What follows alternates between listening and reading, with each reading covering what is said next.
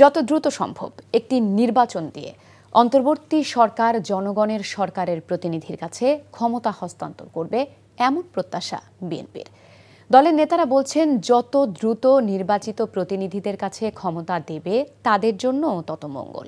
শনিবার প্রধান উপদেষ্টা ডক্টর ইউনূসের সাথে শুরু হওয়া সংলাপে নির্বাচনী রোডম্যাপ চাওয়া সহ বেশ কিছু বিষয় তুলে ধরবে বিএনপি। হাসান মাহমুদের রিপোর্ট। 5 আগস্ট ছাত্র জনতার গণ অভ্যুত্থানের মধ্য দিয়ে দেশের শাসনভার গ্রহণ করে নোবেল বিজয়ী ডক্টর মোহাম্মদ ইউনূসের নেতৃত্বাধীন অন্তর্বর্তীকালীন সরকার। 2 মাসের শাসনামলে অন্তর্বর্তী সরকারের কর্ম উদ্যোগ নিয়ে নানা মহলে রয়েছে মিশ্র প্রতিক্রিয়া।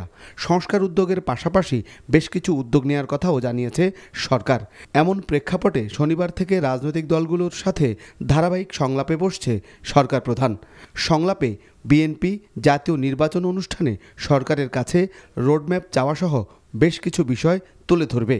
যত দ্রুত সম্ভব নির্বাচন দিয়ে তারা সরকার থেকে বিদায় নেবে, তত এই সরকারের জন্য মঙ্গল, এই দেশের জনগণের জন্য মঙ্গল, গণতন্ত্রের জন্য মঙ্গল। যদি এই সরকার যদি আন্তরিক হয়, এখন থেকে তারা যদি পজিটিভ ইতিবাচক কর্মসূচি গ্রহণ করে 18 মাসের আগেই এটা সম্ভব। আমাদের অগ্রাধিকারের মধ্যে নির্বাচনের রোডম্যাপ এবং নির্বাচন অনুষ্ঠান সংক্রান্ত যে সমস্ত রিলেটেড সংস্কার আছে ওগুলোর বিষয়ে আমাদের কথা থাকবে। প্রশাসনিক সংস্কারের বিষয়ে কিছু আমাদের পরামর্শ থাকবে। প্রশাসনিক ও নির্বাচন কমিশনের সংস্কার সহ বেশ কিছু প্রস্তাব থাকবে বিএনপির। অত্যন্ত গুরুত্বপূর্ণ পদগুলো আছে।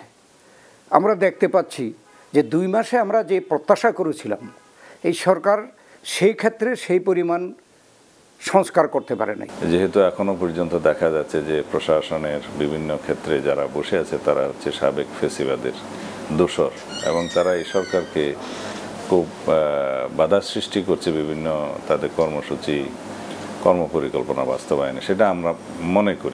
নেতারা বলছেন, ছাত্র জনতার আকাঙ্ক্ষাকে ধারণ করে সামনে এগিয়ে যেতে চায় বিএনপি।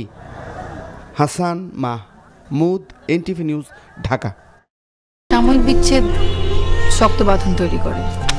মানসিক দৃঢ়তায় আমি লোহা আগুনে পুড়িয়েছি ভালো কিছু পাবো বলে। তোর মধ্যে কোনো গলদ নেই। আমার ভুল থাকতে পারে, আমার মধ্যে মিথ্যা নেই। ওরা কি বললো না বললো তাতে কি তোমার এমন রিয়েক্ট করতে হবে? তুমি সব সময় ভালো মানুষ হয়ে থাকতে চাও, তাই না? সবাই ভালো মানুষ, তুমি অযোগ্য। বাসে না কেউ ভালো, ডাকে না কেউ কাছে, তোমায় মনে করার কারণ খুব আছে।